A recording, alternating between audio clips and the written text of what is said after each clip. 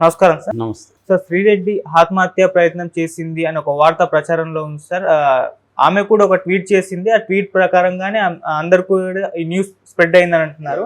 అసలు ఆమె చేసిన ట్వీట్ ఏంటి, ఎందుకు ఈ ఆత్మహత్య ప్రయత్నం చేస్తుంది, మరి మీ ఒపీనియన్ ఏంటి సార్ దీనిపైన? ముందుగా ఆమె ట్వీట్ ఏందో చూద్దాము. ఆమె ట్వీట్ ఏం చేసిందంటే, I'm mentally going through deep mental trauma. I don't know when will I become normal again. Might be my Bhadrakali should save me, else I am highly getting suicidal thoughts. Media and TDP and Janasena taking a big part in it. I can't take this torture. I don't know how many days I will live with this body. I am trying to becoming normal, but I couldn't. I know people will make fun of it. I am dead serious అని పెట్టింది. దాని తర్వాత కింద big insult is my party also did not recognize me as a YSRCP follower. ఇది ఆమె tweet. అంటే క్లియర్గా ఆమెకి సూయిసైడల్ థాట్స్ వస్తున్నాయి, నేను ఈ బాడీలో ఎన్ని రోజులు ఉంటానో తెలియదు అని. డెడ్ సీరియస్ అనేది కూడా మళ్ళీ అక్కడ కూడా డెడ్ అనే పదం వాడింది ఆమె. సో క్లియర్గా ఆమె అంటే ఈ ట్వీట్ అంటే మీరు నన్ను కామెడీ చేయొచ్చు ఈ ట్వీట్ పెట్టుకొని, కానీ నేను డెడ్ సీరియస్గా ఉన్నాను అనేది. సో మనం కూడా సీరియస్గానే తీసుకోవాలి ఆమె ట్వీట్ని. ఎందుకంటే చాలామంది కామెడీ అనుకుంటారు, నిజానికి సూయిసైడల్ థాట్స్ ఉన్నవాళ్ళు ఎక్స్ప్రెస్ చేస్తారు. దాన్ని క్రై ఫార్ హెల్ప్ అంటారు సైకాలజీలో. క్రై ఫార్ హెల్ప్ అంటే నాకు హెల్ప్ చేయండి, నేను చనిపోవాలనుకుంటున్నాను, నన్ను ఎవరైనా కాపాడండి అనే ఒక ఇది చేస్తారు. కాబట్టి గవర్నమెంట్స్ కానీ ప్రభుత్వం కానీ మన ఆంధ్రప్రదేశ్ ప్రభుత్వం సీరియస్గానే దీన్ని పరిగణించాలి. కాకపోతే స్ట్రాటజిక్గా ఆమె బెదిరించడానికి ఈ పని చేస్తుందని అనేవాళ్ళు కూడా ఉన్నారు. ఎందుకంటే ఆమె మీద ఆల్రెడీ కేసులు నమోదైనాయి. సో ఆమెను అరెస్ట్ చేయాలని ప్లాన్ చేస్తున్నారని అంటున్నారు. సో దాంట్లో ఆశ్చర్యం ఏం లేదు. ఎందుకంటే వైసీపీ నుంచి తెలుగుదేశం వాళ్ళని, జనసేన వాళ్ళని చాలా నీచంగా మాట్లాడే వాళ్ళల్లో శ్రీరెడ్డి ఒకరు, దాంట్లో డౌట్ ఏం లేదు. నిజానికి శ్రీరెడ్డి తీసుకొచ్చిన కాజ్ ఏదైతే ఉందో బిగినింగ్లో, అంటే ఉమెన్ని సెక్సువల్గా ఎట్లా సినిమా ఇండస్ట్రీ ఎక్స్ప్లాయిట్ చేస్తుంది, కొత్తగా యాక్టర్లుగా వచ్చే వాళ్ళని యూజ్ చేసుకొని వాళ్ళకి ఛాన్సులు ఇస్తామని ఇంకొకటి పేరుతో వాళ్ళని లైంగికంగా యూజ్ చేసుకొని తర్వాత అవేమీ ఇవ్వకుండా పక్కన పడేస్తుంది అన్నది ఆమె ద్వారా బయటికి వచ్చింది. దానివల్ల చాలా ఉపయోగం కూడా ఇండస్ట్రీకి జరిగింది. ముఖ్యంగా ఉమెన్కి కొంత ప్రొటెక్షన్ వచ్చింది. ఎవడంటే వాడు ఈజీగా ఇప్పుడు ఉమెన్ని ఎక్స్ప్లాయిట్ చేయాలంటే కొంత భయపడే పరిస్థితి అయితే వచ్చింది.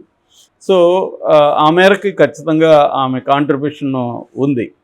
అయితే మొదటి నుంచి కూడా ఆమెతో ప్రాబ్లం ఏంటంటే ఆమె ఎక్స్ట్రీమ్కి వెళ్ళిపోతుంది. తను ఏదైతే కాజ్ తనని ఎక్స్ప్లాయిట్ చేస్తే తను ఎంత హర్ట్ అయింది, ఎంత బాధపడిందో, తను వేరే వాళ్ళని హర్ట్ చేసినా అంతే హర్ట్ అవుతారో, అంతే బాధపడతారనే సెన్స్ ఆమె కోల్పోయి ఏం చేసిందంటే ఒక రకమైన, నేను ఆల్రెడీ బయోగ్రఫీలో అవన్నీ కూడా చెప్పాను నేను. సో ఒక రకమైన బ్లాక్మెయిల్ పాలిటిక్స్లోకి వెళ్ళింది అనేది కూడా ఆమె మీద ఉన్న ఆరోపణలు. సో అందుకనే ఆమె అంత డబ్బులు సంపాదించగలిగింది, ఇండిపెండెంట్ హౌస్ కట్టింది, అనేక కార్లు ఉన్నాయి ఆమెకు. ఇవన్నీ యూట్యూబ్ ఛానల్ ద్వారా వచ్చే అంత ఇన్కమ్ వచ్చే పరిస్థితి ఏమి లేదు ఆమె వ్యూస్ చూసినా కూడా. కాబట్టి ఆమె బ్లాక్మెయిల్ ద్వారానే సంపాదించిందన్న ఇది కూడా ఉండొచ్చు. ఇవాళ తను బాధితురాలు కాబట్టి నాకు కాంపన్సేట్ ఇవ్వండి, లేదంటే మీ బతుకులు బయట పెడతానని ఆమె చెప్పుండొచ్చు.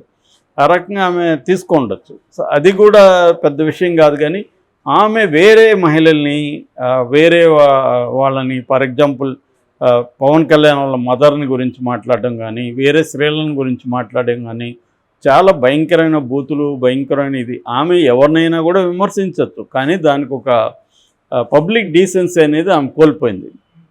దానివల్ల ఏమవుతుంది, వాళ్ళు హర్ట్ అవుతారు కదా, అవతల విమెన్ హర్ట్ అవుతారు, మహిళలు ఉన్నారు, వాళ్ళని నువ్వు నీచంగా మాట్లాడుతున్నావు, వాళ్ళు హర్ట్ అవుతారు. తర్వాత అనేక మంది నాని లాంటి యాక్టర్స్నంతా గురించి కూడా బూతులు చెప్పడం వితౌట్ ఎనీ ప్రూఫ్స్, అవి ఇలాగా ఎవరిని పడితే వాళ్ళని మాట్లాడడం అనేది ఆమె పెరిగిపోయింది బాగా.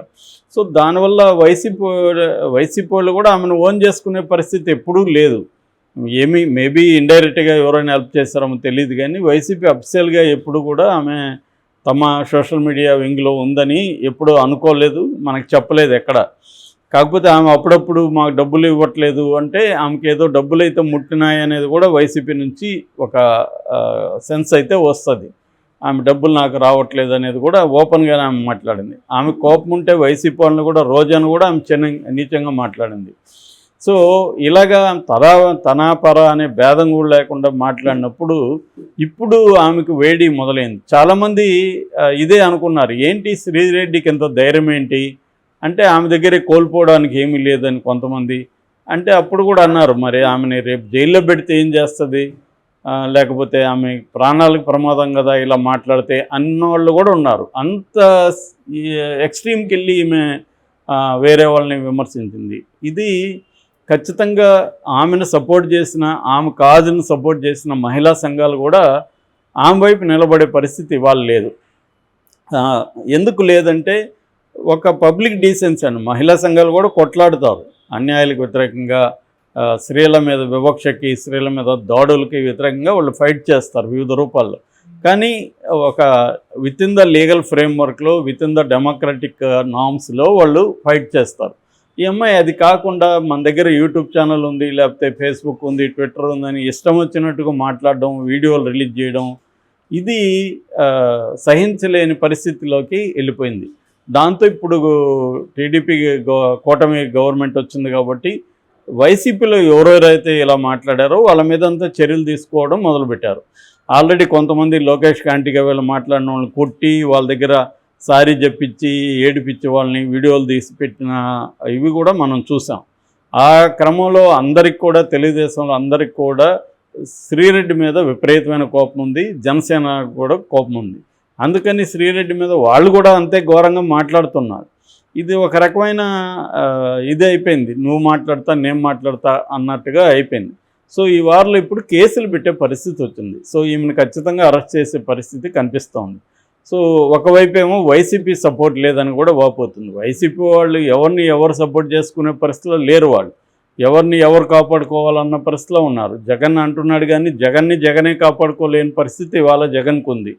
ఎందుకంటే జగన్ మీద కేసులు పెడుతున్నారు. 10 రోజులైంది జగన్ అపాయింట్మెంట్లు అడిగి, మోడీది అండ్ అమిత్ షాది, వాళ్ళు ఇప్పటివరకు ఏం అనుకోలేదు. కాబట్టి జగన్కి అనివార్యంగా కూటమిలోకి పోవాల్సిన అవసరం ఉంది. కూటమిలోకి పోయినా ఆయన్ని జైల్లో వేస్తారు. కూటమి ఏం చేస్తుంది అంటే ఖండిస్తుంది. సో చంద్రబాబు అరెస్ట్ అప్పుడు కూడా కూటమి నాయకులు ఖండించాడు. ఏం జరిగింది జగన్కి కూడా తెలుసు. సో జగన్ ఇప్పుడు తాను కాపాడుకునే పరిస్థితిలో ఉన్నాడు. వైసీపీలో నాయకులు తమను తాము కాపాడుకునే పరిస్థితిలో ఉన్నప్పుడు ఈమెను ఎవరు కాపాడతారు? పైగా ఈమె ఎప్పుడు యాక్టివ్గా వైసీపీ మెంబర్ కానీ ఏమని క్లెయిమ్ ఎప్పుడు లేదు. కాబట్టి ఆమె డిప్రెషన్లో ఖచ్చితంగా ఉంటుంది. ఆమెకి ఇది గడ్డు కాలమే, ఇది ముందు ఊహించుండాలి. ఆమె ఒకవేళ మా వైసీపీ ఓడిపోయి తెలుగుదేశం వస్తే మన పరిస్థితి ఏంటనే ఊహించుకోవాలి.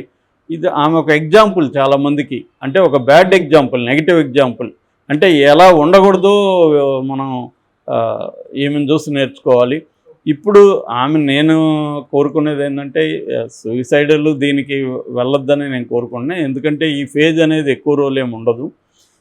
ఖచ్చితంగా ఆమె మీద కేసులు పెడితే ఎదుర్కోవాలి, లీగల్గా ఎదుర్కోవాలి. దాన్ని ఖచ్చితంగా లీగల్గా ఎదుర్కోవడం. జైలుకి ఒకవేళ వెళ్ళినా, జైలు అంటే బయట భయపడేంత ఘోరంగా ఏమో జైల్స్ ఉండవు.